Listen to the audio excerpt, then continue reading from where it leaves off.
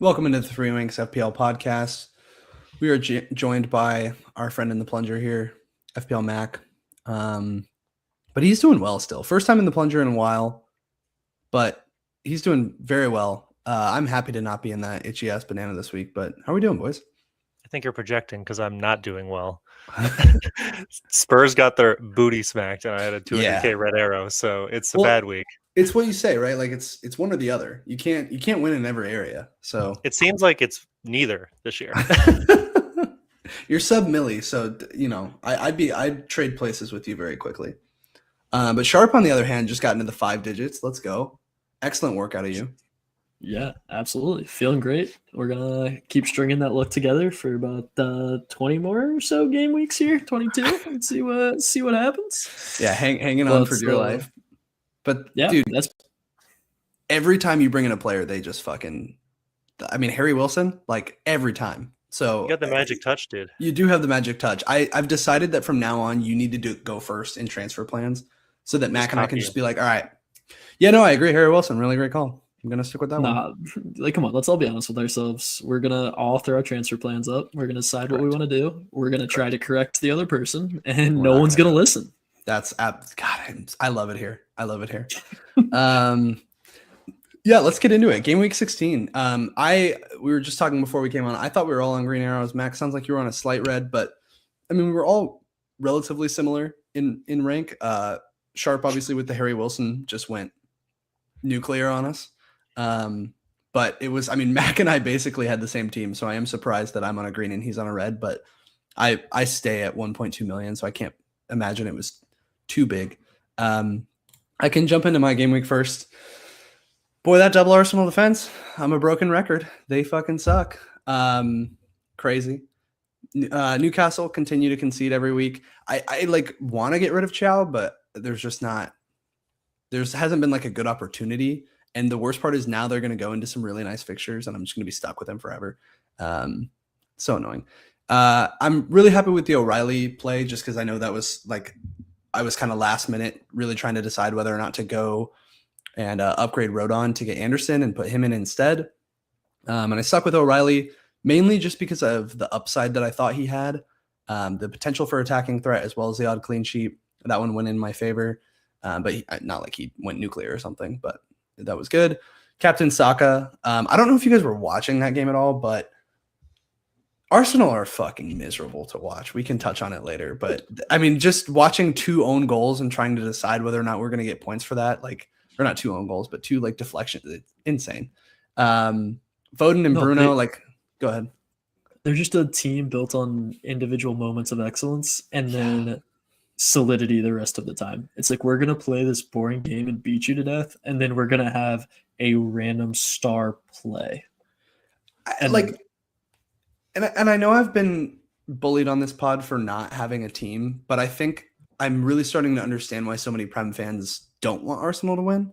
I get it. They're fucking annoying. Fuck them. Like, I don't want them to win either. They're so like, if they're gonna win, I need somebody like Saka to ball out and like earn it. You know what I mean? Like, be like an all-star player, superstar player that just is a complete game changer in games. And it's like, I hate this. We're gonna win 1-0, 2-1. Like, it's so frustrating to watch. They're so boring.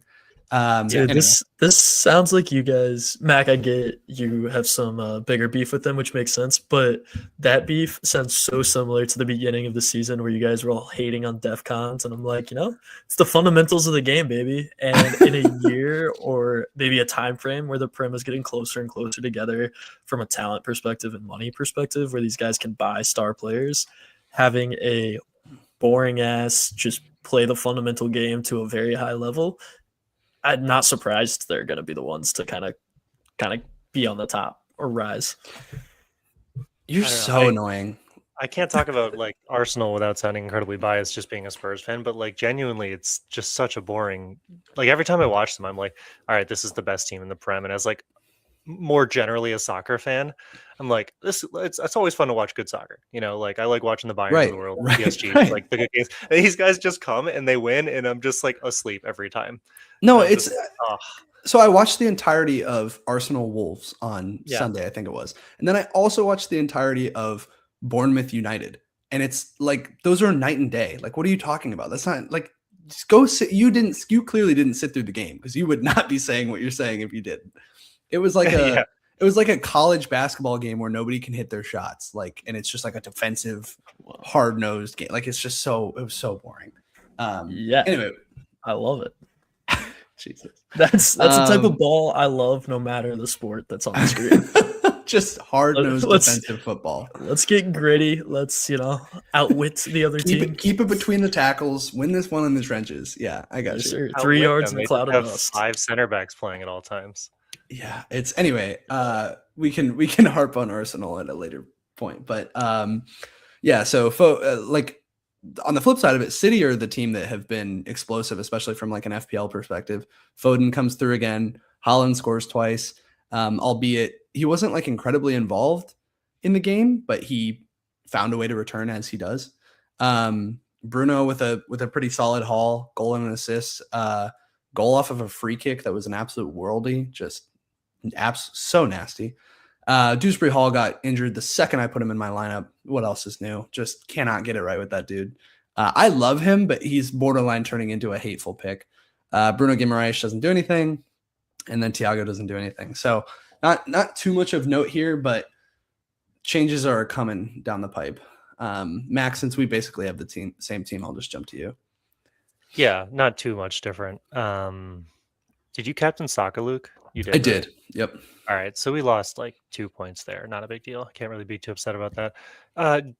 Generally didn't hate my team. I was just surprised by like the complete lack of clean sheets I got. Maybe not from Arsenal as much because they're a little leaky, but like Anderson versus Burnley and then Tarkowski, I thought had a stronger chance. Or, well, no, not Tarkowski, because they played Arsenal, right? Why am I losing my mind? Who did they play? They played Chelsea. City, didn't they? They played Chelsea. So yeah. No, like, they played Chelsea. Jesus. That would make sense. But like the fact that he got 3 DEFCONs against Chelsea like fucking blew my mind. I was like, it makes sense to play Tarkowski over Dewsbury Hall because I don't expect a clean sheet, but I do expect DEFCONs, and I got neither. So well, the good news is, you didn't lose anything by keeping Dewsbury Hall on your bench. Right. Yes, that's true. So yeah, I mean, I don't think there's a lot to report. Overall, I like, even though I took a pretty big L this week, I'm like fairly happy with my team is the thing. Like, it kind of sucks to get egg on the face after using the 6 free transfers. I was going to say, I saw it when I was screenshotting this, like in the top right here, it says 6 transfers, and I laughed out loud. I went, 6 is crazy. But yeah, there was better be happy with your team. There was like a couple stupid moves in there. Like, arguably I should have just, instead of doing a sideways move for Gahey, kept LaCroix. But beyond that, I felt that my team was pretty solid to move forward with. So, I mean, like, I'm bummed. I think that I was looking at my live FPL, and the biggest guys I lost out to were like Harry Wilson, which is like, whatever. I lost out to a 4.5 mil. That guy cost me 64,000 game ranks, which was crazy. And then, I lost out to some of the Chelsea defenders, Liverpool. So guys like that popped off, but that I wasn't really looking at anyways. The only guy I'm actually mad at, I think, is Ekitike, but I did want to change structure, so whatever. Not too upset. Yep. All right, let's jump into Sharps. First and foremost, I am going to stand up for my boy Harry. Let's not shrug at Harry. My dude has gone 10, 8, 8, 16 in his last 4. That man he's on fire. is a bona fide star. Obviously, he's what... No, go for it. I was just going to say, to be fair, I think the reason, like, personally, why I had hesitance, and I think what the negative of going into him is just that he hasn't, up until that point, basically into the last like couple weeks, he had been kind of like a 50, 60 minute guy, and there wasn't necessarily clarity that he was going to be that guy. But boy, do you know how to jump on the bandwagons at the right time. Like, because I mean, now there's no way he's coming out of the lineup. He's going to play 90 indefinitely now, So yeah, anyway, stellar pick. And not to mention, like, I texted you this while I was watching the game, but I mean, he was so involved. He arguably could have had more. He missed a couple of had a couple of big saves against him. Like, he was all over. Yeah.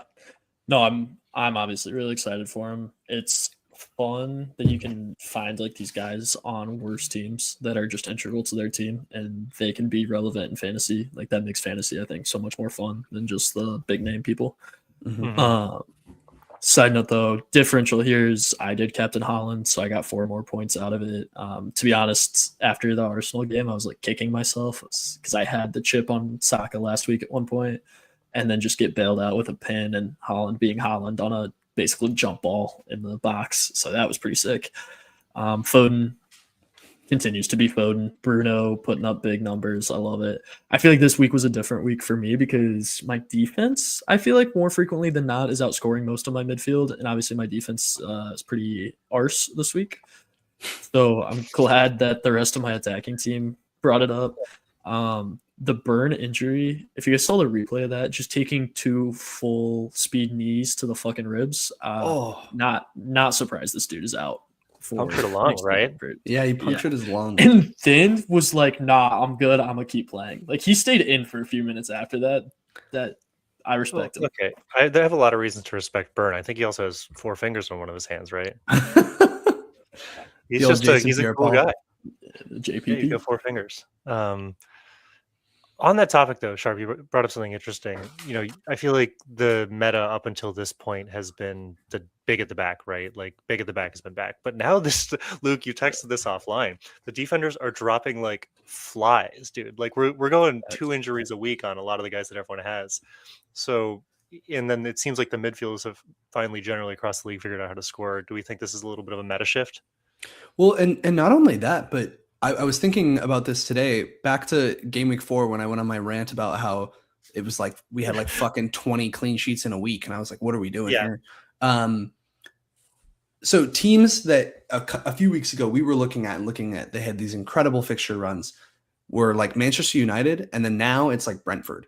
And teams and Fulham is another one that obviously this week had good fixtures and continues to in the next couple. The next 2, yeah. And teams like that, or teams like those, are the teams that have proven that they can't consistently keep cleans, right? That even when they have a good fixture on paper, they're struggling to keep cleans. And like I think it is switching. The pendulum is just switching back a little bit of, no, if you're playing like a Fulham, like you're going to be able to score a goal against them. If you're playing one of these teams, you're going to be able to score a goal against them. Playing a Spurs. Right. Well, but it's putting the premium more so on like how we were invested from the get-go of teams with genuinely really good defenses, like your Arsenals of the world.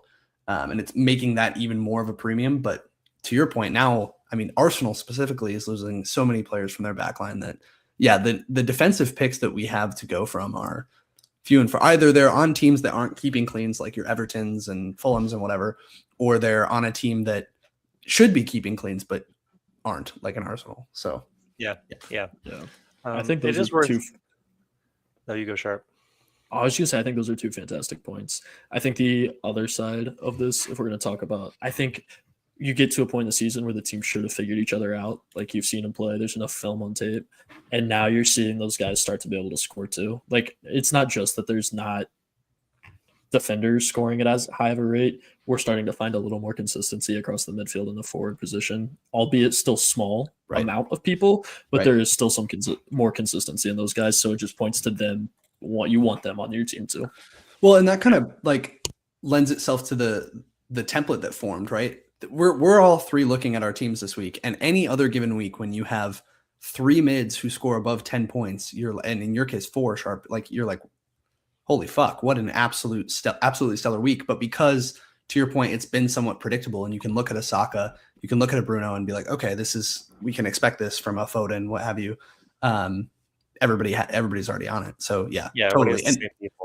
And this is what we expected going into the year. It's only taken 15 fucking weeks for this to become the norm again. But to have players like Foden be Foden, to have players like Bruno Fernandes actually come true to what they were promised. But yeah, I mean, I'm also worth reiterating too. I'm not going to complain about it, but I think a lot of people who are upset about the AFCON transfers are upset for this reason, because like it's unusual that mid-season, barring a wild card, you'd be able to just like say, okay, here are all of the currently informed meta players, and then get all of them. And I think that's just like, that's why we all had great scores this week. And I'm on a red arrow of 200Ks because everybody at my rank is an active manager for the most part. Right. And all of us moved towards the same people. So it's you're swinging big on like little picks like Willllllsonnn, or like whether you kept Semenyo. Which ends up being a huge pick, but yes. Right. But like that alone, like I told you, he cost me 60,000 ranks just because I didn't have him. So I'm not an AFCON hater. I think that was genuinely a good solution by the. It's as good as they could have done. Maybe five's like a lot. I still don't think we ever should have gone up to 5 transfers, but I think that is an interesting point. It's almost like we had a whole reset, right? Well, and I realize we're getting like way off of where maybe we should be, but this actually is something I was thinking about with regards to planning over the next few weeks. So we were all just given all these transfers. We now all have the same team. We're also very close to the end of, or the midway point of the season when we're going to get all our chips back. And the more I started planning, just looking at my own team for the next few weeks and trying to kind of decide what I was going to do, obviously that's going to blow up in 2 seconds. But I started getting to the point of, oh shit, maybe the way to get a leg up out of this template is once you get past that 19 timeline of doing a really early wild card. And the negatives of that are obviously that there are blanks and doubles that could be coming later. But the reason I say that is because big players that we're all going to want very soon after they come back. So thinking of your Gabriels, your Boomos, your Ndais of the world, like players who we've all transferred out, but we're all going to want back in, and they're expensive and they're not exactly easy to bring back in your team. You kind of have to restructure. And I would love to say Salah in that conversation, but let's be honest, you probably don't want him. But point being, like, I don't think that has been talked about enough. I haven't really heard anybody kind of mentioning that of like, well, what are we going to do when we want these guys back? And I think maybe that's why some people are trying to hold on to some of those transfers and like prepare for that, I suppose. But the flip side of that is if you wanted to just take the reset early, I honestly think that's a good way to potentially make up some ground on people who have this meta team that we have. You can jump onto some fixture swings, as well as, I know last week we were talking about, Mac, you brought up like that Chelsea have a really nice run of fixtures starting in 21. You potentially have Palmer back in the equation. And even if it's not him, none of us really have any Chelsea. And I'm really speaking more so from like the community perspective because their fixtures have been so bad. So anyway, just something I was looking at of like, we might get into that point of, wow, we have a lot of players that we want to get back in. It might be worth looking at that early wild card. Yeah. I mean, my initial inclination is that that's a short-term gain type thing because then you have to play the rest of the season really, really well. Once you get into those double game weeks, you can get some huge capitalization on points if you play it right.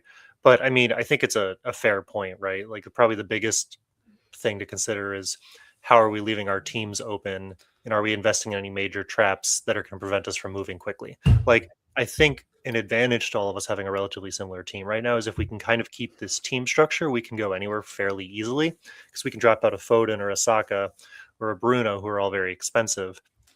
But if we spread those funds out evenly across the team, it might be really hard to move once some of these guys go. And also worth, I think, noting that AFCON, we've been talking about it. We're finally here. And like, I remember last time AFCON rolled around, I don't think you guys were playing last time. Some of those guys that we were all freaking out, we didn't get 5 transfers last time, we're literally back in a week. It was crazy.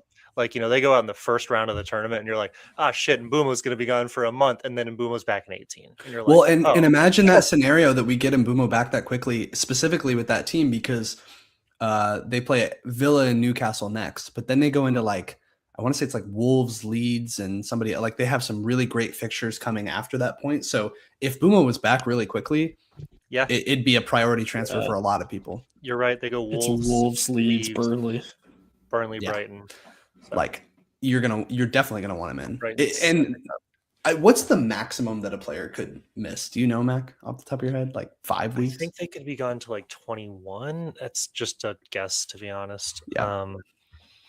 I think it goes to like mid to end of January. So again, that's why like potentially saving a couple transfers to make a move like that, like to be able to restructure and afford to bring in a Mbumo. Because the problem is when we're looking at all of our midfields right now, I'm not getting rid of any of them. You know, it's like, and I maybe, as you guys know, but like,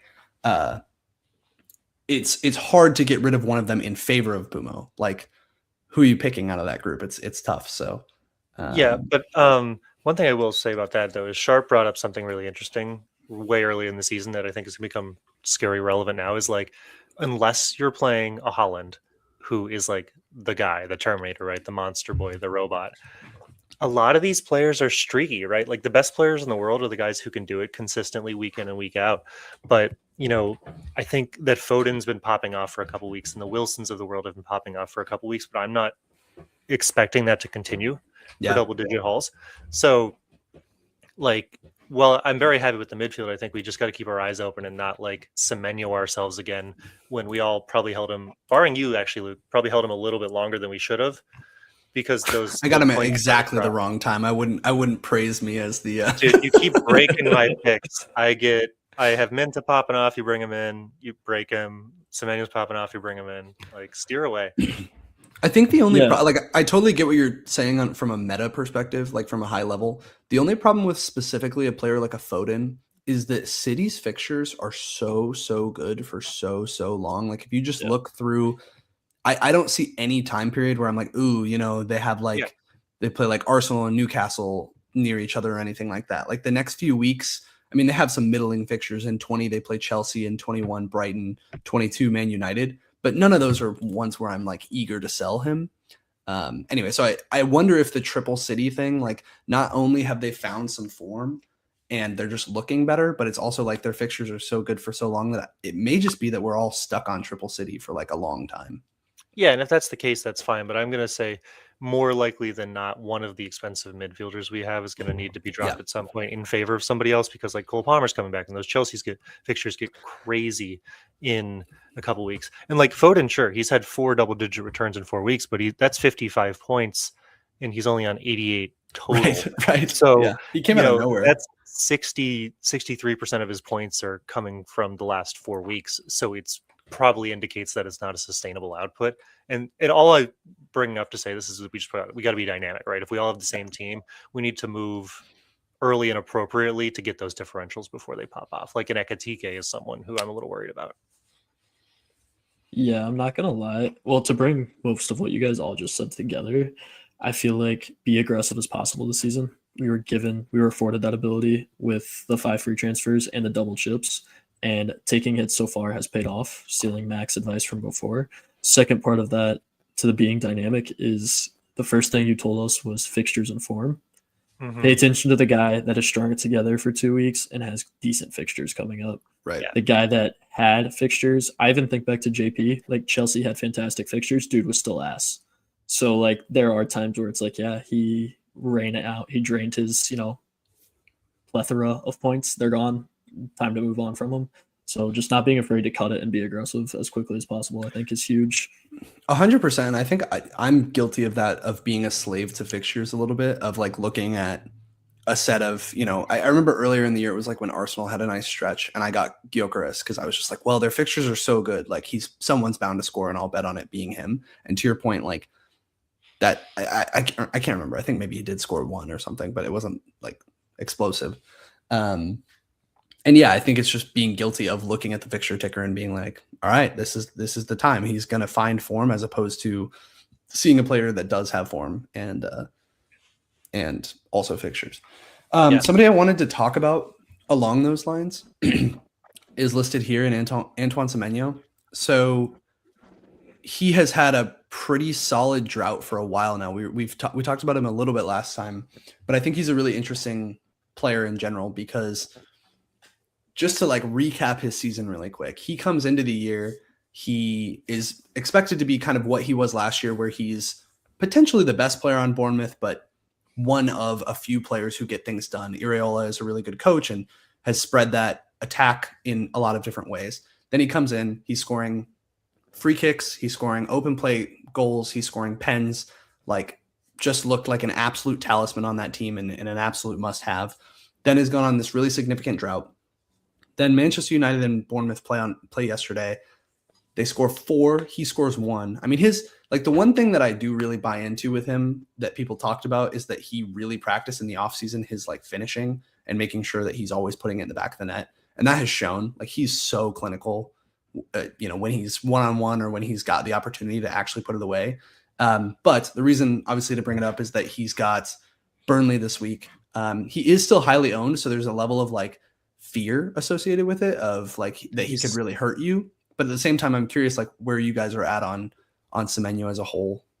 I think if you own him, I'd love to keep him for one more week, but I actually think that the fixtures turn pretty terrible in 19, because it goes Chelsea, Arsenal, Spurs at this point. It's like a Wolves basically, but Brighton, Liverpool.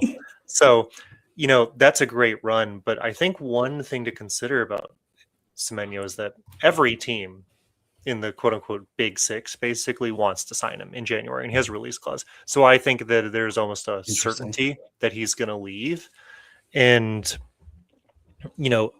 the the fixtures, I can't tell right now. I haven't landed on if I care about the fixtures getting bad, if he's going to leave and we should have him because he's hopefully going to go to a better team, or if we have him and he transfers. Not if it's Liverpool. That's where we don't want him to go. But like if he just mix him in somewhere, maybe left back. Yeah, he'll figure it out. Yeah, put him in left back. Yeah, exactly. Right. If we have him and he transfers to another team, though, does he then sit on the bench for a little while? Like, right. As he has to adapt to the tacticals, like tactical style or whatever. Like, the reason he was appealing is because he looked like a talisman. Like, if he goes to another team, he is almost certainly then not a talisman, right? If he goes to a Manchester United, Liverpool, Chelsea, like pick your poison, like he's not going to be the guy. So but I mean, like it depends, like how they play. Like if it's Mbumo hasn't been the quote unquote talisman for Man United, and he's still been fine, right? Sure, like, that's but true. Conversely, if you go to like a City, it's just feed Holland Central, right? So then does his point value go down? So I don't really have a landing spot. I'm nervous. I wouldn't be buying him personally. But I don't know if you want to take a punt for Bournemouth, like it makes sense, or for Burnley, excuse me. I don't know. It does make sense. You have to be. I mean, I just quoted playing aggressive, but you have to be playing a very, very short-term game. I feel like, and especially with the guys that are still returning. Like, yes, he might return, but you just had multiple 5-6 guys put up double-digit points this past week in the midfield, right? So, and you should have at least a couple of those. So to me, that means there's not a reason to go get them. I mean, to your point, Luke, I think in the beginning about it being like a fear aspect, I only had 2 threats this past week, and they were Raya and Semenyo. So obviously that's always going to be out there. I just think you can have enough guys. Like you should have 3 guys on this list, and I'm guessing you want the other 4 more than you want Semenyo. Yeah. Semenyo.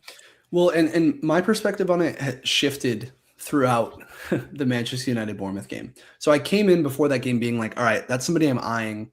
Basically, my thought process was, unlike you guys who burned all your transfers last week and are sitting in a place where like you kind of have to roll a little bit, I have 3 going into this week. So I was kind of like, all right, I can maybe make some aggressive moves, and maybe like going for a player like a Semenyo is how I kind of break away from the template a little bit. And so, anyone who has a few more transfers, that's a potential option. And then he scored, and I was like, all right, yeah, he's so good. Let's do it.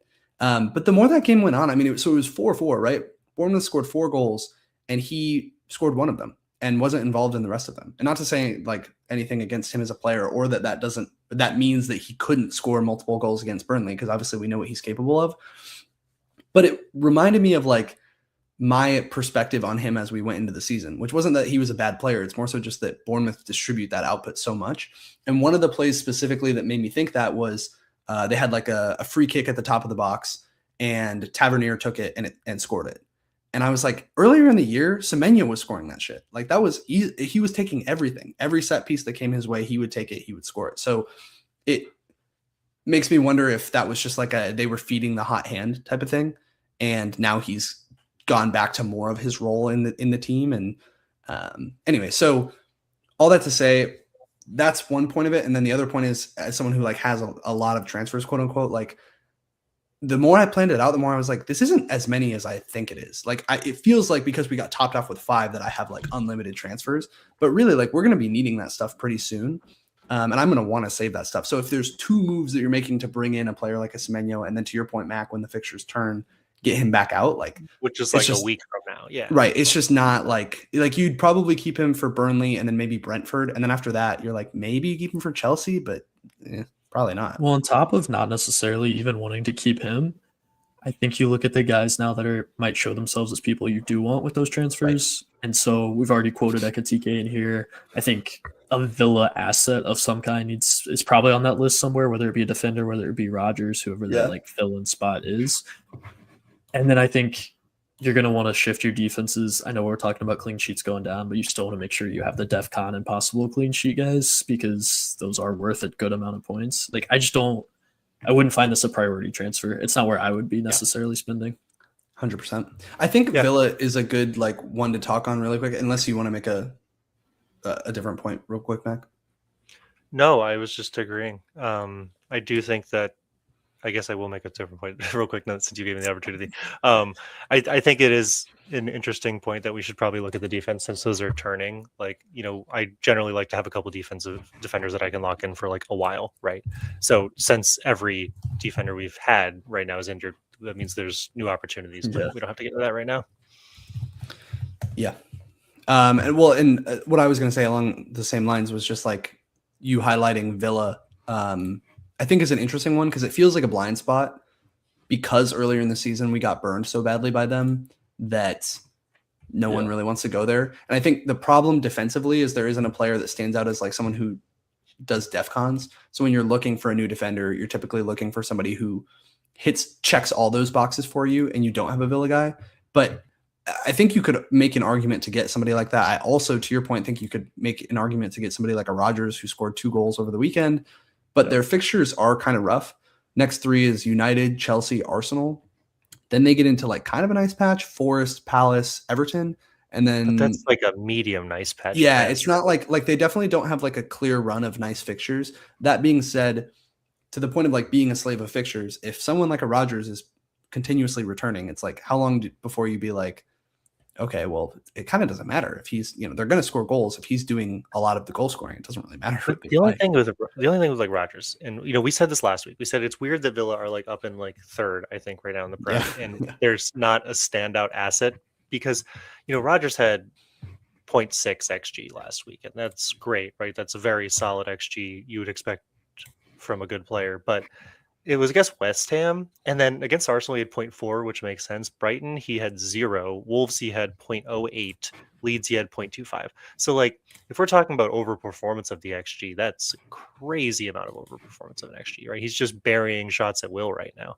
And I get nervous about that, and I don't want to be like you said, a slave to the data. He put away 2 against West Ham, but I'm a little nervous when they're playing Arsenal again and Chelsea in the next 3. Totally. I think I'm in the same boat. I get it. I think you just said they're a top 3 team, and if they're just going to keep playing like a top 3 team, those bad fixtures feel less bad, right? Than if you have the preconceived notion that they're a mid-table team, which I feel like we view Villa.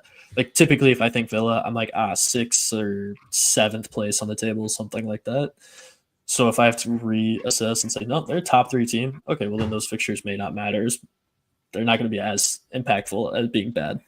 But even if they're a top 3 team, they're playing 2 of the other top 3.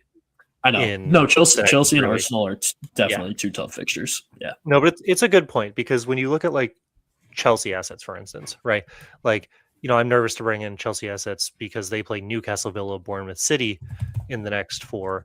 But if they're the second best team in the Prem this season, then they should probably win those games, right? And they're winning pretty convincingly against like the Evertons and the Bournemouths of the world, which I've always said is a sign of a good team, like beating the people you should by a lot. Yeah, I agree with you. I think I'm having the same fears though, and I did have the same fears specifically about Chalobah and bringing him in over the next couple of weeks. But I think I still view Chelsea as someone who's going to let up a goal. Like, so that's where I get on their defense. Like, yeah, okay, fair. They're probably going to win, but they're going to win by scoring more. I don't know who that's going to be that scores that, and I don't think they're going to keep it clean. Yeah. I mean, I do think that's a good transition, though. Give me a second here of talking about this graph you actually pulled up. Well, no, I was just putting this up there. Luke's just finding things as we talk. What's applicable? What fits? Yes. Well, I was just thinking that, like, to your point of, I know that one Rodgers chance, like, was from super far out, and to your point, Mac, like he scored off a 0.02 xG chance, and again, xG, but if like you watch that, it doesn't look like a 0.0 xG chance is what I'll say. Like it looks like a shot he should score more than 2 out of 100 times. Yeah. fair. But I think that was a good transition into the Chelsea stuff because they have quietly been keeping a shit ton of clean sheets, and you have, to your point, Sharpe, you have a player like Chalobah who's, I think he's like the 3rd highest scoring defender or something. Somebody check me on that, but he's really up there. And they've been keeping cleans despite like not great fixtures. We all had Sanchez and, Palmer and like all these guys early in the year because their fixtures were so good and they kept some cleans, but not as many as you would have liked. And recently they've been doing really well defensively. To Mac's point, their fixtures really start to turn in the next few weeks, genuinely in I think 3 or 4 weeks. But again, not being a slave to the fixtures, looking at a team that's doing really well defensively and saying, why do we not have those defenders? So I think it's an option. Okay. He's actually the second highest scoring defender, by the way. And he got That's 9 points crazy. versus Arsenal, 11 Bournemouth, 9 Everton. Yeah. So yeah, you're right. They're keeping more cleans than we'd expect. Mm-hmm. I want to look at I agree with you. And I think Chalobah is more than, and I can understand why anyone would say I'm bringing him into my team or having him in my team. Makes sense. He also has some decent attacking threats in there. It's not just the cleans, which is nice out of him. But who they are keeping the clean sheets against, 2 out of their last 4, they have kept a clean sheet, and that was Everton and Bournemouth. All say good job. That's well done. Those are worth it. But then before that, you're giving one up to Leeds, and your other cleans were Burnley, Wolves, and no offense to Tottenham, but Tottenham. No, don't worry. I'm going to give a lot of offense to Tottenham on this episode.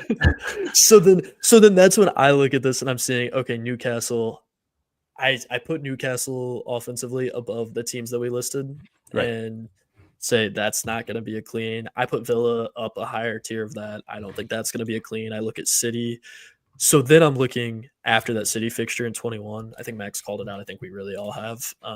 That's when I'm really looking at bringing in those guys. Yeah. No, but I brought up that point just to say you're right. Better teams will probably win these games. It didn't matter at the beginning of the season who we played Arsenal against. We were Arsenal are cleaning. Right. I think that the longer the season goes on, the sample size gets bigger, and you can say more definitively these are actually good teams. We're almost halfway through at this point. But I mean, this is a particularly tough run if you're looking at 4 teams that we expect to finish in the top half, probably. Yeah. So I think you're right. I think we will all be jumping on them in 21, and I think that gives us a little bit of time to assess the Cole Palmer situation more. Luke, to your point about getting ahead, though, if you got fixtures and you felt like Gabriel's not going to keep cleans in a couple weeks, I don't think there's anything wrong with just taking a punt on Chalobah and then having him before he rises a ton in price in 21. Yeah, and I guess I'm on the same page as you guys. I'm not going to bring in a Chelsea asset right now, but just to play devil's advocate for a second, one, we were just talking about how all of there's slim pickings on defenders just in general. Mm-hmm. So that's one. And then 2 is to your point, Sharpe, you're okay, well, it's really hard to predict which fixtures they're keeping cleans in, but it doesn't really matter. If you played Chalobah every week of the season so far, he would give you the second most points. So it's that's easier said than done, obviously, because then you're okay, he didn't keep it clean against Leeds. Am I going to start him against Bournemouth? But point being, that might just be a player that you're looking at it and you're why is he not plug and play into my team every week? Why is he not sitting there the same way as a Timber is and just being the only weird thing is that he's just gotten a lot of goals, and the problem with that is the entire season I've been weary of these high scoring defenders because I'm how long these defenders as a whole have just overperformed goals across a lot of seasons. And I think that's just because defenders are tall and set pieces are the meta this year. But it just makes me so hesitant to trust these guys, right? Because you look at some of their returns and Chalobah's returning against teams you don't expect, but not because he's keeping a clean sheet, but because he's scoring. And then I'm shit, I don't know if I can trust that. They conceded 1 versus Arsenal. They didn't keep a clean sheet, but he finishes with 9 points because he scores a goal. Right. And so I'm how can I predict that? And it's on 0.07 XG. I'm I don't know how to pick these guys. Yeah, heard, but somebody like a Gahey we're seeing now, and I'm he's gonna keep scoring goals. I don't want to be the dumbass that's not that's gonna continue. You watch the games and corners whip in and he gets his head on all of them. It's Gabriel's an example where that's proven multiple seasons in a row that he's their guy that they go to for attacking threats. So I think there are I totally see your point, and I think there's on the one hand defenders who are maybe have had a couple of lucky goals and aren't getting those recreatable actions, but then I think there are also defenders who are if they're scoring a lot, kind of well, they're scoring a lot. Clearly something that they're doing is targeting that player, but either a broader Premier League shift this season or a tactical thing. But either way, it's consistent. If we're still talking about it 16 games in. Right. And I haven't truthfully done enough of the research on Chalobah specifically to identify like which of those two things he is. And like to your guys' point, the reason why I haven't right at this moment is because they play Newcastle, Villa, Bournemouth, City in the next 4, and I'm like, pass. But so I'm playing devil's advocate because I'm not going there. I'm just saying, like, on the flip side, I wonder more and more if it's like we've talked a lot about how good and bad fixtures this year are really thin margins. So it's like maybe we just get the players that are doing well. Right. Yeah. And I mean, there's a little bit of hindsight as always. Like, every season you're like, Right. oh, look at these guys that everyone knew were doing good. Like, it's kind of like Right. like the Bruno thing. Like no one wants to have Bruno in his team because you're boring, but then he just slowly chugs away and ends up being like the 3rd scoring midfielder every season. And you're like, but it's just not a sexy pick. Like, I think that's where like And then Chalobah he misses a couple of pens that. early in the year and you think about jumping off a tall building and then, yeah. I think Chalobah was starting to fall into like those, or like these scoring defenders where you're like, I just don't know if they're going to score, but it's like, well, they're scoring a lot. Like we should probably trust it at this point. Dude, looking at this, not to jump off the defenders, but looking at this and talking about who we've talked about, yeah, I really appreciate that so far this season I've been able to kind of spread out my funds. Like I have Haaland definitely, but then I'd never feel outpriced anywhere else. Like I have a bunch of like 6s to 8s guys in my midfields a lot of the time and whatever. I don't like that Palmer and Ekitike are coming back, and I have to start worrying about like really expensive. Yeah, like so Palmer. I'm pissed about this, and I would never wish injury on anyone. But like, if you guys could sit out for the rest of the season, that'd be great. Well, truthfully, like I honestly think in the Palmer situation, that wish is the FPL gods' command because his injury has been so weird this year that I would be willing to genuinely bet money on it that he at some point later this year just gets surgery. Like, yeah, he's been out for as long as he has, and he came out of this game that he played. So he played. I'm gonna screw this up. He played a couple weeks ago or something. They benched him again because they said, "Hey, he can't play like multiple games in a week." And then he played this one, and apparently he was having some tightness after the game. And it's like he's been sitting out for forever. Like they should have just given him the surgery when he got this injury last year. Like then they played him through the Club World Cup, and they're like playing him in spurts, and it's a little weird. Like, so just give him the surgery, let him recover. I'm not going down the Palmer route again. I'm just not doing it. Like I don't care if he starts. Well, that's not true. If he scores, yeah, we're back, baby. But I just mean like, even if he starts kind of like showing signs like this of scoring every other week or something like that, I'm not going down that route just because I know I'm going to get burned in that sense, and I'm willing for me personally to bet on that just because like nobody has a lingering injury like this. I watch a lot of different sports and nobody has this, and then they just are fine. Like that never happens. I can give you like an example. Son Heung-min had the same injury like 2 years ago. And like, it was just kind of the same thing where like, even when he was playing, he just wasn't at his full form. Yeah. And it was just kind of like, we found out after the season that he had this thing. It was like, oh yeah, that makes complete sense. And I feel like you're right. Like Palmer might come on and it gets aggravated in the game, or, it gets aggravated because he has to play in an important Champions League fixture. And all of a sudden he's not starting. And it's, he's still, what is he? 10.5 mil. He's 10.3 mil. It's wild that like players can rise. Like Phil Foden goes from 8 to 8.8 million like 3 weeks. Yet Palmer is only at 10.3. Like weird. Yeah. Sus. But yeah, I agree. Generally sus. All right. Well, jumping onto the Ekitike side of things, then he does it again. Like he just consistently does it again. Not only that, but Szoboszlai scores, and then I meant to check this before we came on to double check that the sources aren't wrong, but I saw something today that Szoboszlai is out till February. I heard earlier that it was short term. Hold on, where did you? Are you getting Anfield papers? I might be getting. Let me look something. But yeah, I think I saw Anfield papers post that, and they just post like hyperbolic shit all the time. Okay, so maybe. Well. That's annoying because that was kind of factoring into some of my decision making. So okay, I just love that I know something downplayed. Maybe I don't know. We'll see.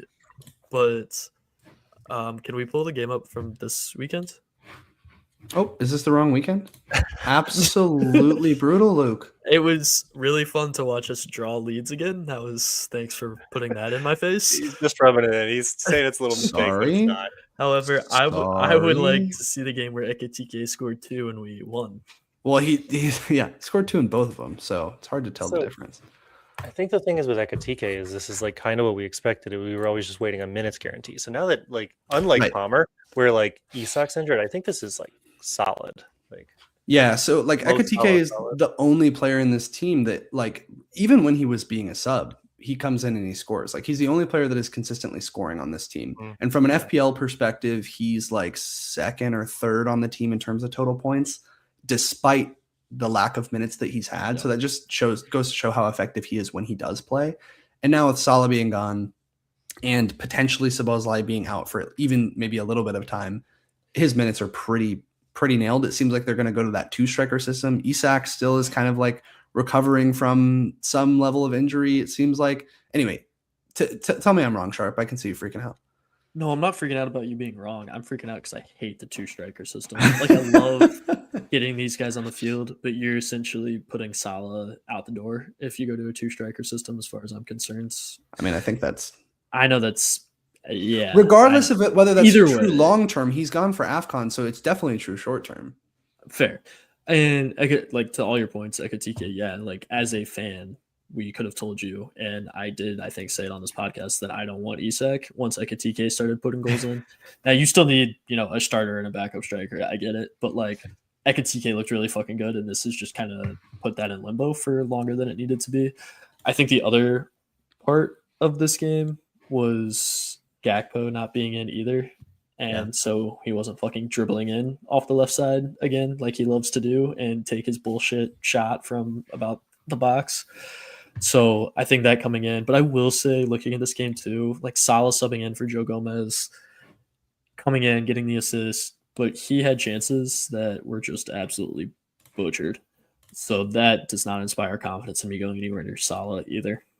Not So that anyone is Wirtz- really going to. I I was also want gonna to say say. that like Vert's played pretty well, and he's always like my opinion on Vert's has always just been he's like one of those guys who's not going to get he's going to be like the assist to the assist kind of guy.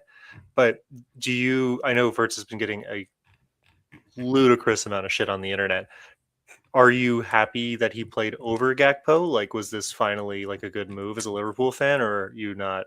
Well, Gakpo has a knock, so yeah, that was why it wasn't like a choice. But like, he played well, I think, is the general consensus. No, I think that's fair. I think Verts continues to get a lot of shit for how he started the season. I think he's starting to find some more comfort in the league, which is good to see and what we need to see. I still think he's kind of ass. I'm not gonna lie to you guys. I was watching this game and he dribbles into defenders a lot.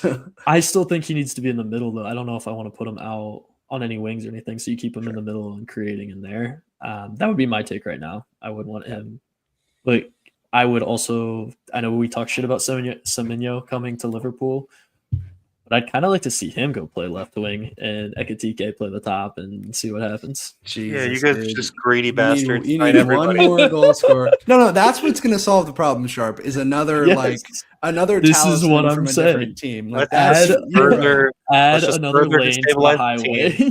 Oh my god, hate Sharpe. a consistent lineup. Further destabilize it. I'm looking, and I definitely saw Anfield papers. That's exactly where I saw the. You got what's the NBA? You got Centelled. You did get so brutal. Well, that's good then. Okay, all right. So then let's talk about Ekitike as an asset for a second. Obviously, I've been texting you guys that I'm pretty partial on going there, so I'm a little biased for sure. But at the same time, great games. Yeah. So at the same time, everything that we've said, like he's got a knack for goal scoring. He is genuinely the only Liverpool player who you can look at and say has been super consistent at scoring when he's been on the field. The only reason we haven't gone there was beginning of the year, the threat of Isak coming. Once Isak came, the threat of Isak starting, and then he got injured. At this point, kind of being he got injured, and then at this point, like we don't know what the lineup's going to be. There's just so much fluctuation. But now with Salah leaving, like, do you guys have any lack of confidence in his minutes? No. He's one of the few guys who's actually putting up numbers. He's playing well, and I think Isak still has a knock, right? Yeah. So it seems like Slot's trying to like either get both of them in or play Ekitike. I don't think that Isak has shown any level of like I'm the guy just because of my price, and Slot's trying to keep his job. So it's very much a dog eat dog world, I think, at Liverpool right now. Yeah, cool. So, I mean, we're on the same page there. Then I think the potential drawback is still the same one that it's been all year, is that can you trust Liverpool to beat bad teams? Because their fixtures coming up are part of the reason why it's really enticing to go for one of them, because they have Tottenham, Wolves, Leeds, and Fulham in their next 4. But who knows what Liverpool's going to show up every week is still the issue. And the problem with Ekitike specifically is he is hella expensive. And the reason I say that is, like, to give you a reference point, compared to Mateta started the season at 7.5, and he's like the guy at Crystal Palace. He's on pens. He's doing all the things. He's scoring multi-goal games and blah, blah, blah, blah, blah. And Ekitike is still, what is he now? Like 8.6. 6? Yeah. So he's really expensive for a player that isn't doing all the talismanic things. That being said, if Sobo is out for any time, it's actually possible that Ekitike is the guy on pens. Not that that should be the main factor on whether or not to bring him in by any means. But if Sobo's out, it's a good point, right? Like, you want more avenues to score. Yeah. No, not necessarily Sharpe. Like, I'm definitely spitballing on that, but you got to think, this is my hierarchy in my head: Salah, Isak, Sobo, then whoever. And I would think Ekitike would have as good a chance as anybody of taking that. He could, yeah. I don't know. I might look at McAllister in there if he's in. But either way, couple points. As much as Liverpool has been terrible for a lot of it, it's not about not scoring goals. Like, we were held clean against City for sure and Forest, but that was 6-7 games ago in the Prem. We still put up 2-3-1-2 in our last 4. So, like, the goals are going to come. It's our defense that blows. Yeah. You guys are openness. Because you got 2 wingers as your outside backs and Konate. Like, you guys have been throwing away games spectacularly, but I don't think as a whole that you're like, the amount of memes that just show, like, hey, dude, we're up with 15 minutes left. Don't do anything stupid. And Konate just being a fucking dumbass. Yeah. It's a really big bummer for you guys that I think you didn't get Guehi in the summer. Like, I think that would have been a game-changing signing for you almost, because you just don't have 2 solid center backs right now, and then you don't have solid outside backs. And so I think you're right that, like, Liverpool are putting up a lot of goals. You know, they're even doing it against good teams. Like, if you use the Champions League as a metric, they, maybe not against PSV a couple weeks ago, but we beat Real, I believe. Mm-hmm. You guys had that, like, run from City, Forest, PSV where you put up 1 goal in 3 games and conceded 10, I think. But after that, it's been pretty solid reversal of fortunes for a little bit now. 100%. And I think my other argument, aside from Liverpool focused for Ekitike, is you look at the striker or the forward spot right now, and it is a barren wasteland of nothingness. You have Haaland, you have nothing. Then you go down to a Thiago, but if you look at his last 3 games, 1-1-2, so that's not much. He was massively overperforming, I think, is the thing with him. For sure. Just getting a shit ton of pens, overperforming his XP. and Thiago is actually a good one to talk about it. Sorry, I'm going to derail us. Go ahead. No, it's okay. I wanted to talk about it. I know, I did too. But then you have DCL as the only other guy probably right now. He's 5'5", so he should be your budget forward, really. He's up to 5'7", I think now, maybe 5'6". The problem with those two, though, is, I mean, so this is what we were talking about earlier. So Thiago's had a dip in form, but his fixtures are phenomenal. Calvert-Lewin coming into some good form, his fixtures are horrid. Like, and this is what, because I was considering him last week, like, they're awful. And so with Thiago, like, we knew that he was overperforming. I think maybe you weren't there for that pod, Sharpe, but Mac and I talked a lot about how, like, he was overperforming. He was getting pens all the time, and we were like, "This is not data boys." But, like, ultimately, it was still a thing where we were like, "It's not sustainable." But he's still, like, clearly their talisman, and they have these great fixtures. So it's not like you can't really sell him. Not you can't, but it feels like he still could return at any given time. But what is a Thiago return? Like, if we're looking at Thiago returns, he's got a couple 13s, and, like, they're not huge, yeah. And there's a 6 and an 8. It's like a 6 or 8. That's really what he's like. That's pretty much it. If we're talking about guys who could, I'll get to this in the transfer ones because I said I wasn't going to take a transfer this week, and now I might because of this conversation. This might be stupid, but I think if we're just talking like if you're outweighing a Thiago versus an Ekitike, both Liverpool and Liverpool as a whole and Thiago have good fixtures, right? Because they're both playing Wolves in the next 2 games, Right. And if I compare those 2 players, who's likely to score not 1 but 2? In my mind, that's Ekitike. So I don't know. Yeah. I think that's the right way to think about it. I would go Ekitike there. I think at this point, if you can't afford to go Ekitike, I don't think you move off Thiago because, again, who the hell else are you going to go to? Like, there's just no one. And again, like their fixtures are so good. Like teams that, no offense, Mac, but teams that I like to target from an aggression perspective are teams like Tottenham and Everton, which he has in 19 and 20. He has Wolves this week. Even Bournemouth, Bournemouth are a tale of 2 teams. I heard somebody quoting today on a pod I was listening to that like their away form, they're like top 5 XGC, but then in their home form, they're like bottom 5 XGC. And we see that in these games. Like you think of them against Palace, where it was like 4-3 game. They just played United. It was like 4-4. So maybe I'm getting the home and away switched. I don't know which way it is, but point being, like they're kind of Jekyll and hiding it with either they let in 4 goals or 1, but regardless, they're not keeping cleans. Anyway, point being, his fixtures over the next few are really, really nice. So, and to Sharpe's point, it's a barren wasteland. So I don't like, I get the, like if you're going to Ekitike and you see the appeal there, I'm totally there for it. But I also think you might be able to get to 3. That's what I'm trying to do potentially going into this week, is actually just go straight to 3 strikers. It means you have to make a big sacrifice somewhere else. And so I realize that's not everybody's flavor. But anyway, I think it's like, how do you get those funds? Because do you have a Guehi? Did you dead end that striker spot or not?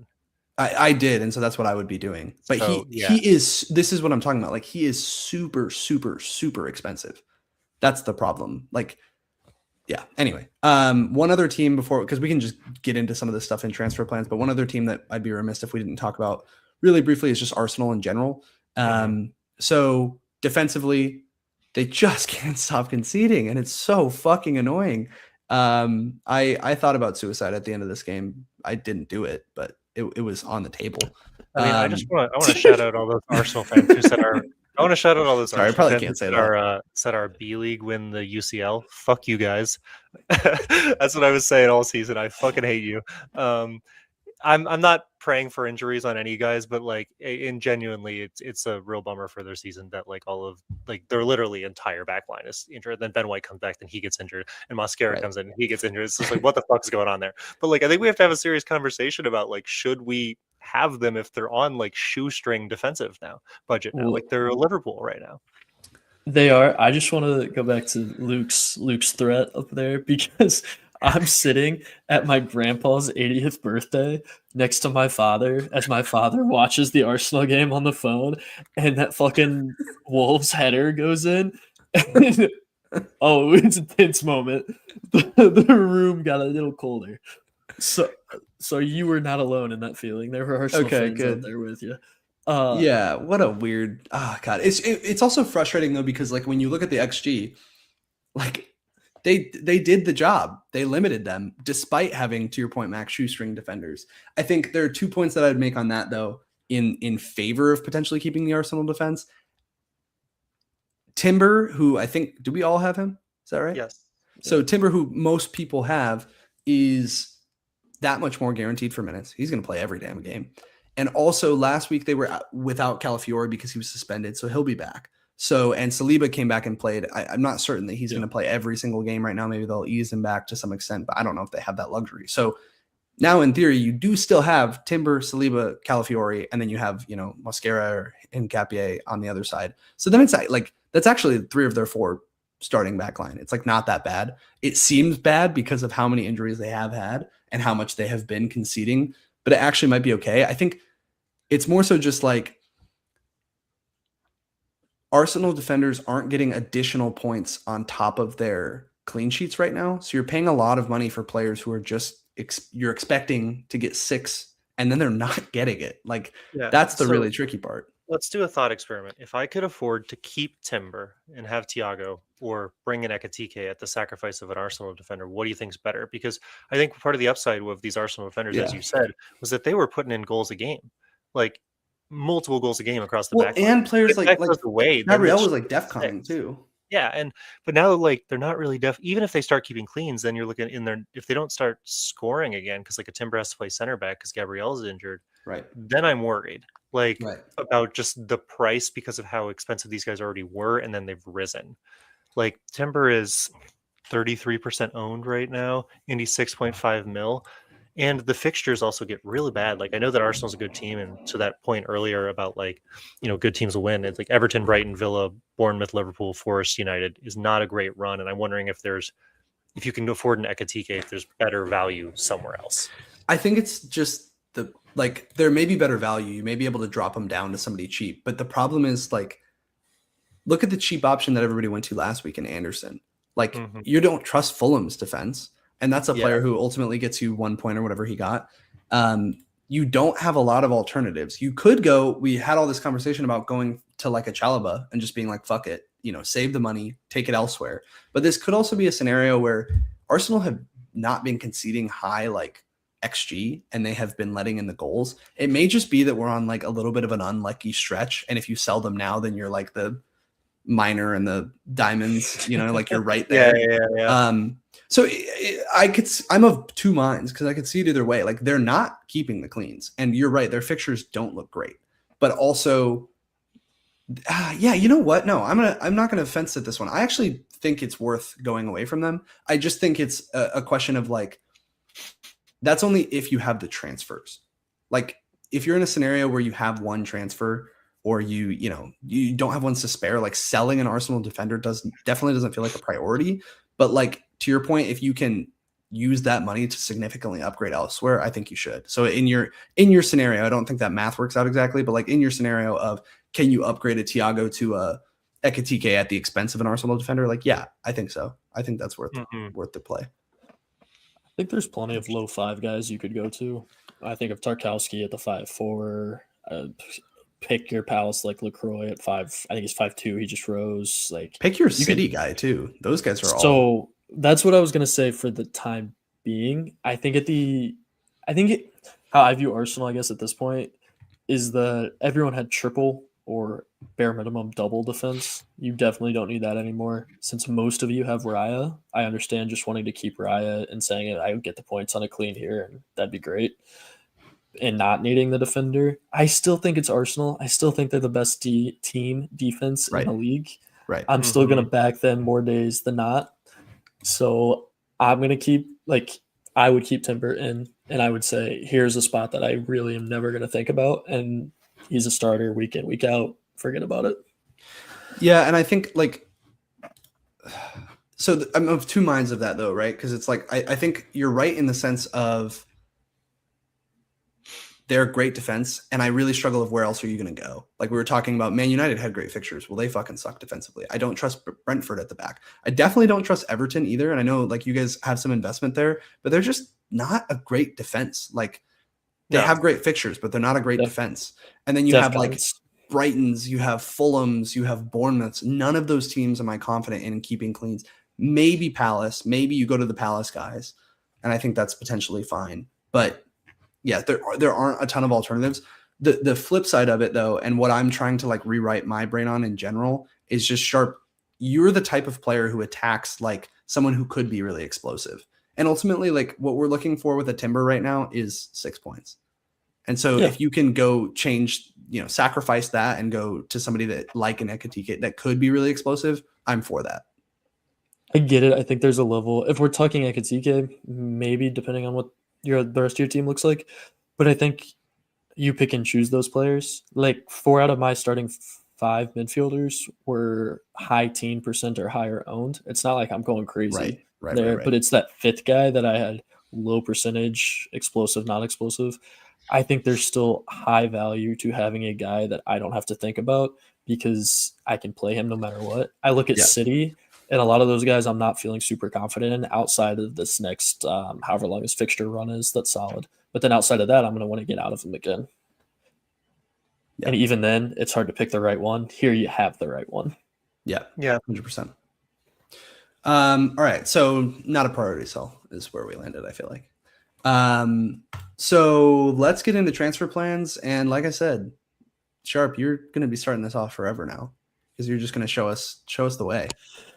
Yeah. You're going to Not make that any someone of us are going to bad be good. listen, but I'm going to make someone bad be good is crazy. Yeah, that's what's going to happen. That's what's happened all season. All right, let's I'm just going to share the screen here and I'll talk through my thought process because I don't wait. I've already made a transfer.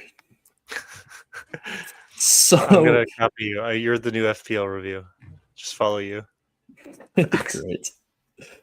Okay, so going to this next game week, I had Dan Burn. We talked about him. My boy is going to be out. I think they quoted at least 6 weeks or whatever. I mean, he's in tough shape.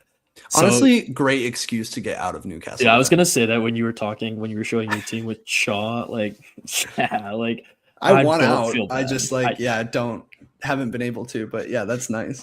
Yeah. I wish he got injured. No, that's terrible. But Burn was more expensive than him. Like I could have gone to him. He was on the list. So ultimately you can see what I did here was go to Ruben, which may be a interesting pick of the people that come to mind. But let me just flash the transfers here so you guys can kind of see what I was looking at. Bro, okay, so ad blocker. It is 2025. Wait, what ad? I don't see one. It was I get whiplash every time you pull up your screen and I see ads because I think I've had an ad blocker on my computer since middle school. All right. Well, this would be a beautiful time to point to the top right corner of our screen and shout out StreamYard for sponsoring the pod. All right. So, but I usually filter on form actually rather than total points, which I never use the laptop. So feel free to point me in that direction. It's going at the bottom right now. Middle now. Thank you. Okay. So these are the guys that like are coming to top of mind for me. So we've talked about Chalobah a little bit. Obviously a consistent scorer, someone I could afford, had plenty in the bank to do it. What I did not love are those fixtures. So you're looking at a Newcastle, Villa, Bournemouth, City. That terrifies me. And I know at one point you mentioned being on them early. I just don't think I need to be on anyone 4 weeks in advance. No, it's very early. My opinion is that it's still too early for the Chelsea guys, just to be clear. Yeah, no, totally fair. So that takes out him and Gusto. I already have Tarkowski. I think we've talked about him plenty, where he's a great shout. I wouldn't necessarily bring him in this week because I think they have Arsenal. Yeah, but then after that, oh, baby, that is pretty. So shout him out. That takes Gusto off. Munoz has been hurt. Bass is going to AFCON. I already have Guay. So now I'm really looking at City guys because of their fixtures and who's popping in here. Ruben, Gvardiol. And their fixtures are just so good. I mean, for a while. They're good for a long. That's why I'm saying I honestly think we're going to be on these City guys for like forever. They're really good. I think that's fair. So then it comes down to Ruben, comes down to Gvardiol, I guess, is up there. And then who's the other one? Nunez? Mateus Nunez and O'Reilly, yeah.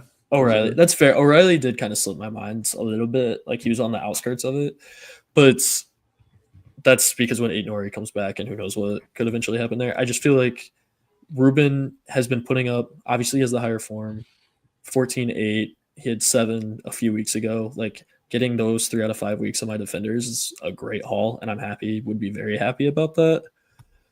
And he was, I think the ownage is very similar, like percent owned, but he's the guy getting least amount talked about online. And sometimes I just kind of like to not do what Twitter people are talking about. I mean, his thing is basically just because he's a center back. Like the reason he's never been like he's been good for a long time. The reason he's never been like the City guy is just because he doesn't have the attacking threat of a Guardiola historically or like O'Reilly. Yeah. And that's the only difference there. Yeah, but he is as nailed a starter as any one of them, and I think that's a great reason, if nothing else, to go with one of the guys out of Pep's backline. To your point, Sharpe, I honestly think it's tomato with these guys. With Ruben Diaz, he's 5.6. Mateus Nunez and O'Reilly are 5.3. Gvardiol is 5.9. So you get a little bit cheaper in those guys, but it's really whatever your flavor is. Mateus Nunes has done well in the past couple weeks. He's gotten an assist, and I feel like I saw him more recently, but he's gotten 3 assists in his last 6 or 7. So he's another option there. Yeah, O'Reilly is probably the most like attacking of the 3 in underlyings, and like if you're kind of watching him float into the box a little bit more, but he also has that threat from Ryan Ait-Nouri when he comes back from AFCON potentially. So yeah, I honestly think any one of these guys is totally fine. And I also think you could even argue to just go to Donnarumma if you ever needed somebody in their back line, but all their defenders are good options. So I think that's a good call. And I think having triple City is like, it's good to get ahead of that, if nothing else, because I think it's just like kind of needs to be the way. 100%. And just to touch on that, just because I think it's an interesting thing, because you look at our teams and we're all relatively similar. I think one of the big differences is the money I get to save at the goalie position. I think goalies are so similar across this entire year that like you could throw almost anyone back there at this point, and I don't think it's making that big of a difference. That's always true. Like I think that's super fair. Yeah. Yeah, I mean, Verbucken has 45 points, so it's not great. But good fixtures, right? Like Sunderland, West Ham, and Burnley the next 4. I think like if I to your point, Sharpe, if I really needed the money, I would make the transfer. But the same reason of why you're like, I should go to a cheap goalie is the same reason why I wouldn't waste the transfer on a cheap goalie. But I think your point, like recently, your point has been especially potent because Raya hasn't done fucking shit. But yeah. I think something to keep in mind if you have a wild card eventually. For sure. I think that's super fair. I'm excited. I'm excited for Everton to get good fixtures again and make those guys playable. That's me exciting. too. The good news is I have their one player who's fucking injured. We'll see how long that's gonna last. Which I honestly need to plan for some eventualities for that, but I'm just so annoying. All right, I will go next. So if Sharpe is the Midas touch, I will go on to the shit touch so that Mac, you can get a really holistic picture of where to go and where not to go that very easily. Yeah. So I spoiled this one a little bit because I was posting on Twitter about it, but I'm pretty interested. We've been talking a lot about Ekitike. I'm pretty interested in going there. I think for a few reasons. Because there it is. I thought you were going to forget to add it to the studio again. I'm going to be so honest with you. Why would you think that? I think for a few reasons, right? Not only all the things we were talking about in terms of like his minutes and all that stuff, but also as the third place of the 3 of us, obviously I want to make ground. And I feel like to do that, I need to differentiate a bit. And he's a good way to do that. He's not like super low owned. I think he's like 20%. So it's not like he's a differential like Harry Wilson is, but he's relatively low owned. So there are a few. So I have 3 free transfers, 1.2 in the bank. So like on paper going into the week, tentatively I was going to play 4 at the back. So you have Thiago and Haaland up front, and then you'd have Saka, Foden, Bruno Fernandes, and Bruno Guimaraes as the 4 midfielders. I was going to bench Dewsbury Hall no matter what. So him being injured doesn't actually like hurt me all that much this week. And then was going to do Timber, Richards, and O'Reilly at the back, and then get Rodon up to like Gahey from Crystal Palace. And that I could do that just straight up. The other alternative is if the Dewsbury Hall injury is bad, I could just do him straight to Harry Wilson. And so those are both like, I'm not even just going to do it, but those are both like moves that I could make. No questions asked, super easily, bing, bang, boom, 1 transfer, and then roll the rest of them. And to the point we were making earlier, like just save them for a rainy day. And I think they're going to be useful. So I'm of one mind to do that because there's no real problems in the team, right? You have Haaland and Thiago with great fixtures. You have Foden and Saka with great fixtures. Bruno doesn't have an awesome fixture, and neither does Bruno Guimaraes, but they've both been doing well lately, so it's not like those are priority changes. So that's one option. I do need to make some sort of a transfer so that I can start an additional player, but it's just 1 transfer would do it, and there's plenty of options. If I wanted to go Ekitike, though, which I'm pretty sure I do just from the differentiation perspective, as well as like, I know we were talking that Mark Gui might get some minutes, but he's definitely not going to get any minutes. They're not playing him in any It's a dead end spot. It's a complete dead end spot. And like I knew that, but it's like really a dead end spot. Like he's not going to get any minutes. And so, you know, going like the Gahey route. Why did I just do Semenyo? What am I doing? Going the Gahey route, I would be kind of committing to that. Okay, Mark Gui is my dead end, and I'm getting out of Rodon, which was my defensive dead end up until this point. But that feels low upside again, to the point of like, where are we going with this? So bringing in Ekitike, well, I'm down 3.2 million. So unfortunately what that means, like no matter which way you slice it, it means I have to get rid of one of the expensive guys. And my initial thought process was to get rid of Saka, because I just think like for as good of player as he is and as integral as he is to what Arsenal does, he doesn't put up like double-digit returns consistently enough for 10 million. So I could just go to a different Arsenal player. I could go down to Declan Rice. I could go to Semenyo. I could go to like somebody different who's a little cheaper and I could get away from. But up against Everton, especially because they're missing players like Ndai and Dewsbury Hall, and we touched on how they're not very good defensively, I could honestly see this being a really good game for Saka. So selling him this week is tough for me. So it brings me to selling, and I'm not going to sell Foden because he's playing West Ham and he's on fire. So it brings me to selling Bruno. And that seems dumb considering that yesterday we just watched him put up a goal and an assist, and he's been doing really well. Here's my pitch. My pitch is that, yes. Oh my God. Thank you, Mac. If you didn't flash this graph, I was going to be pissed.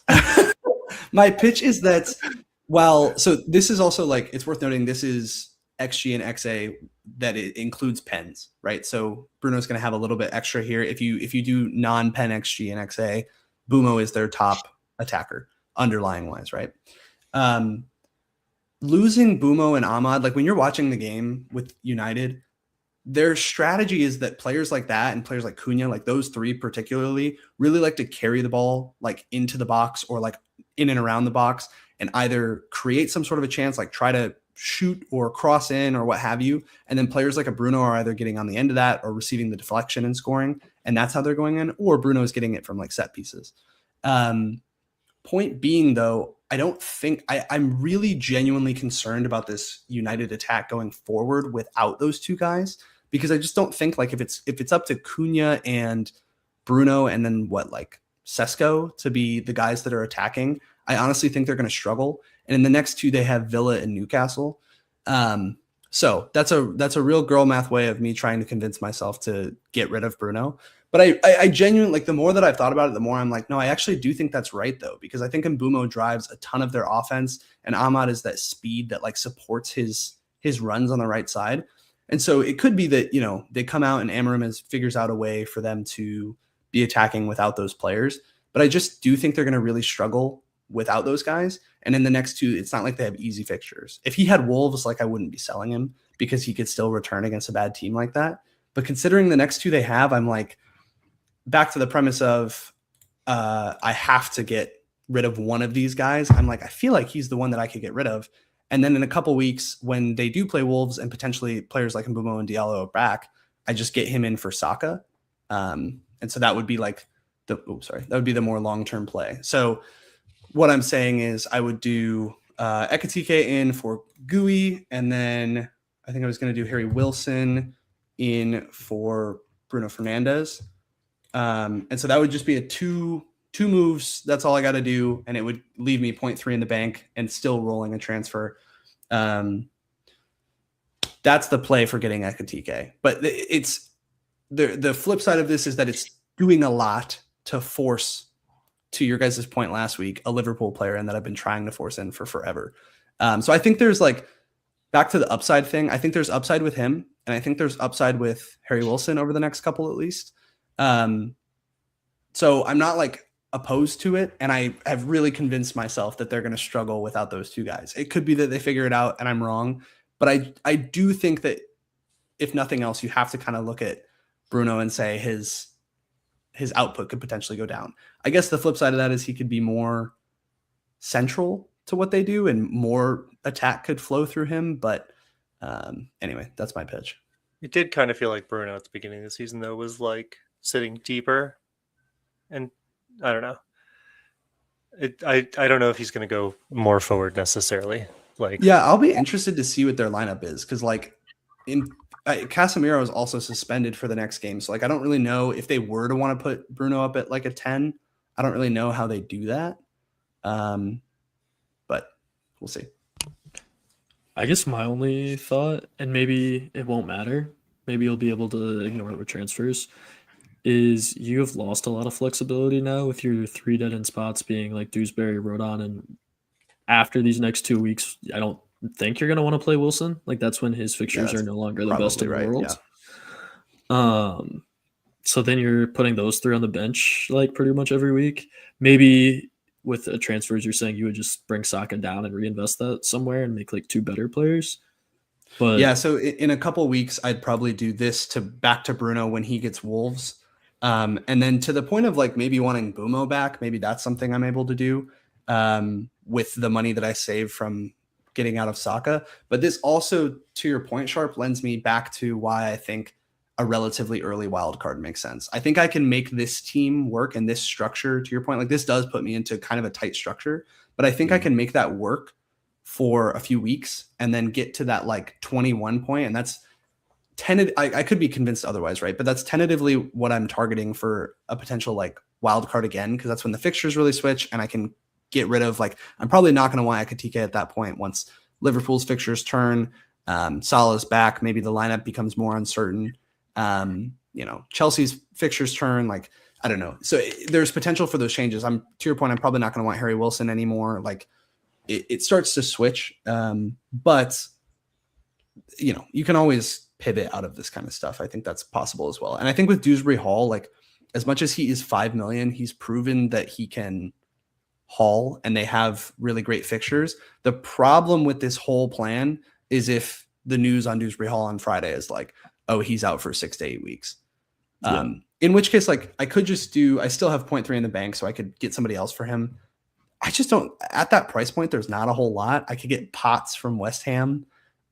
you could go up to Anderson maybe. Is he still affordable for you? Or is he again, not a player that I'm like super interested in. It looks like I'm 0.1 short, but whatever. Oh, neener, my Dewsbury Hall's worth more than yours. Mine's 5-1. Nice. So I do think that I need to have some sort of a contingency plan in place for if he's out really long term as well. But I'm hoping that they say like, hey, he's might be out for the next couple weeks or something, because I was never planning on playing him against Arsenal, and then he comes back into some really nice fixtures: Burnley, Forest, Brentford, Wolves, Villa. So like I'm happy to keep him, and if he's out for a couple weeks, I'd probably just hold. But anyway, so that's my tentative plan. That's all. I like that you're playing aggressive. I think that's cool. I respect it. Yes. That's all I got. He respects me, Mac. That's good. That's good. He's giving you the official blessing. You're going to do good this week. No. I'm just bringing in. I applauded the strategy. I did not applaud how it was going to impact this week. Yeah. All right, Mac. Take us away. Yeah. Let me get it up. Or do you not? Enraptured. Yeah, actually, still share. I'm going to share. Are you guys in agreement though? Like we didn't touch too much on Arsenal attack. Are you guys like, how are you feeling about Saka? Obviously, you guys are like relatively new to having him, so maybe it's not something you're looking to transfer out anytime super soon. But I've had him for a while. Yeah, where are you guys at with him? I don't feel the need to move him yet. I think he just provides so much flexibility because if like Cold Palmer is actually good, then I could upgrade him. So like off of the back of a decent haul against Wolves, and like honestly that Brentford haul is not too bad. Like 4, 5, 6 foot. That's not a bad floor. Like he's not probably putting up as much as I want him to put up, and the fixtures get tough. But like again, there's some stability returning to the Arsenal team. They seem to have figured out how to score a little bit from open play.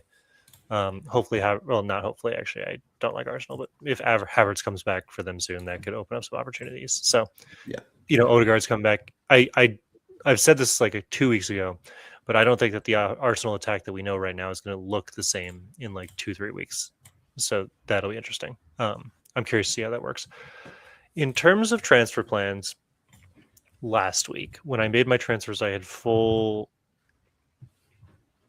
plans on just rolling this week, and I still think that might be the case.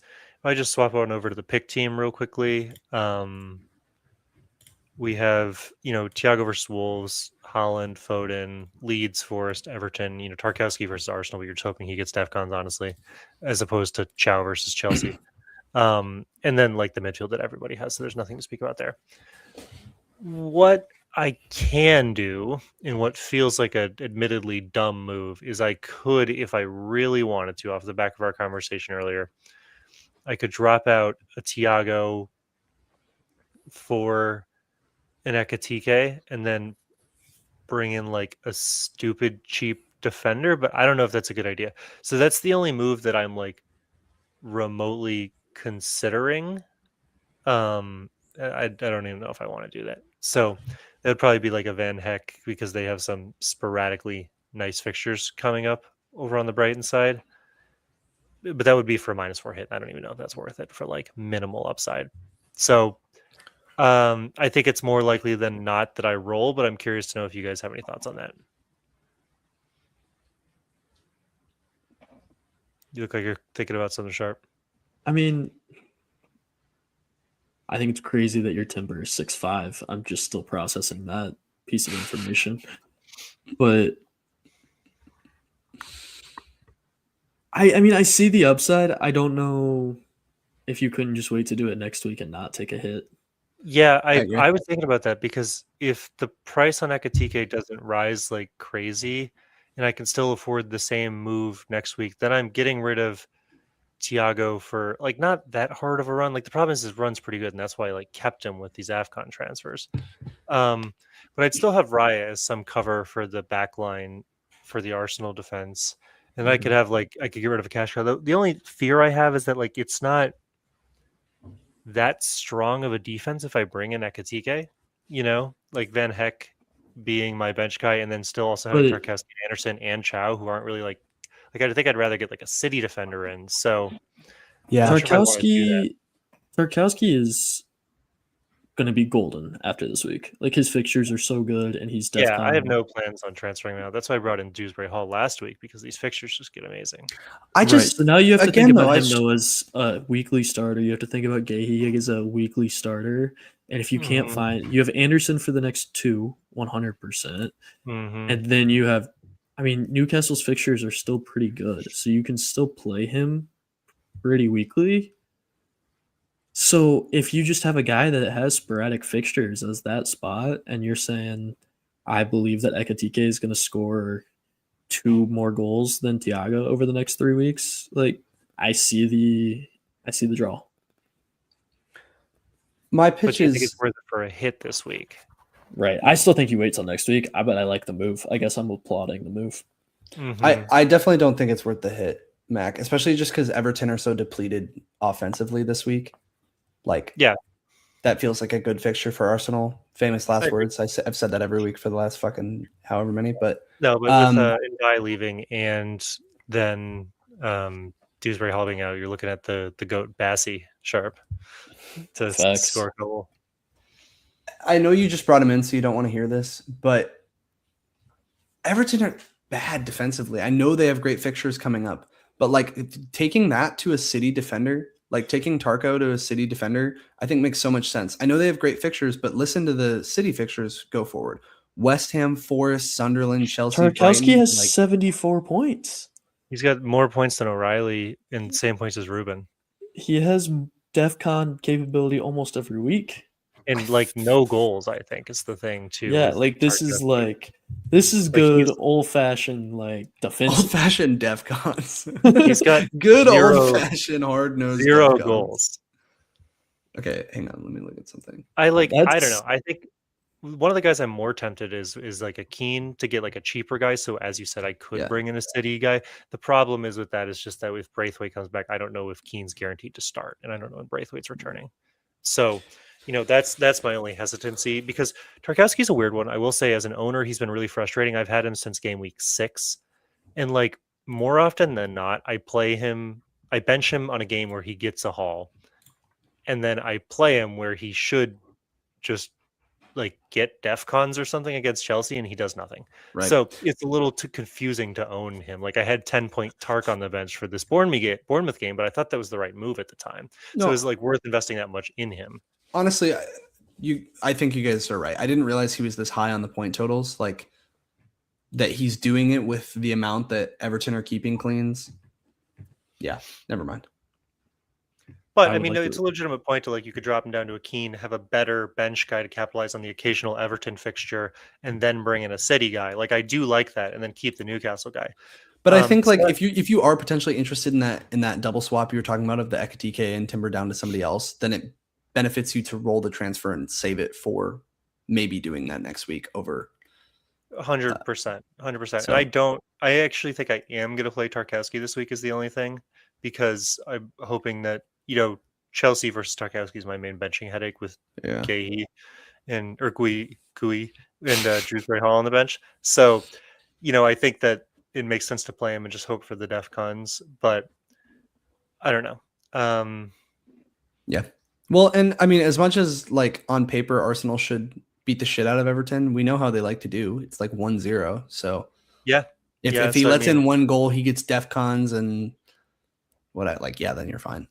So I think I agree, by the way, just to be very explicit on that, I think I will not do this transfer this week. I think it'd be stupid to get rid of Thiago versus potentially the team that's on the run for the worst ever Prem finish. Yeah. Like I think that if I send that transfer, it might be on Saturday.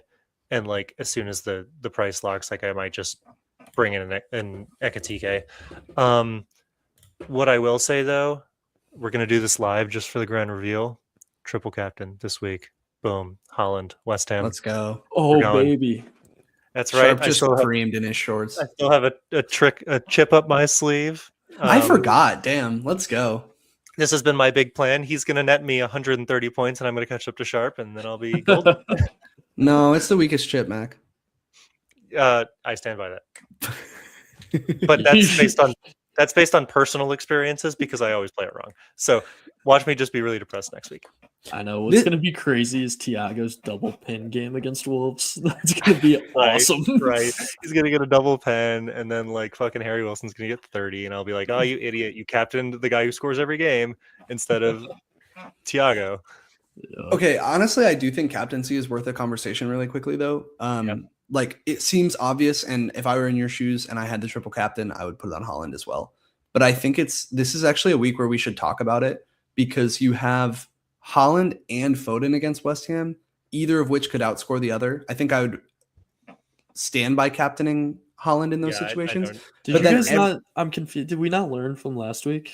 Like, why is this a conversation? Someone on a better fixture on paper, and Holland still performed in my mind. That was my one little punt, because I thought that if I had a chance, this would be it. And it just doesn't make any sense. Like, Holland is, I've been calling him the monster boy for a couple of years, because I think he just hit like 400 games for club and country, and he has 407 goals. So he's still averaging more than a goal a game across his entire career. He's just an amazing player. I get what you're saying. Foden's been hot. I think you're putting Foden in too high of an echelon in your view. Oh, I'm not even just talking about Foden. I was going to say you also have Saka, you have Thiago. Like, I think you have I think everybody has other options. I don't think Thiago versus. I agree. I don't think Thiago either. But I mean, like it depends on the game you're gonna play. If you're gonna take a huge risk, like if you're serious, I want to get out of 1.2 mil, then sure, do that. But you could easily end up at 2.2 mil next week. Yes, right. Because Holland could pop off for 20, and you get 4 points from the guy who has 2. And I just think that the ceiling on these guys is lower. You're also talking about the difference between the third worst team in the league and the worst team in the league. So it's marginal in that regard. And then from an offensive perspective, you're talking about arguably the first or second best offense versus like a mid-table offense, lower mid-table offense even. So I don't see it personally. I think this is a clear week to do Holland. West Ham, I've been thinking about this triple captaincy for about 5 weeks now, and this is what I've wanted to put on. I wish I could swap this game week 15 Sunderland game though with this West Ham game, because I just think that Sunderland are going to lose a shit ton of players to AFCON today, and that would have been nice. Like, I'm curious to see how hard they fall. If they do, they're a great team. But I'm pretty locked in on this Holland captaincy this week. I've been thinking about it for a while. I So. think the only person that like legitimately had a shot at that captaincy chip over Holland was Gabriel because of that even you're banking on the consistency of DEFCONs and clean sheets. Hacking threats. Yeah. Well, that's like even taking that out, like his floor is just so much higher than a 2-point return from Holland. Yeah, I see your point. Yeah. Yep. So that did remind me though, Sharpe. You were at the game we saw in Green Bay where Holland played, right? Yes. We saw Holland's first ever goal for City. That was pretty cool. Oh, let's go. Sick. Wait, that's Hell insane. Yeah. I didn't realize that. We saw that live. It's pretty awesome.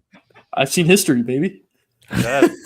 Let's go. And he went on this season to break the scoring record. So that's crazy. It was actually because of us.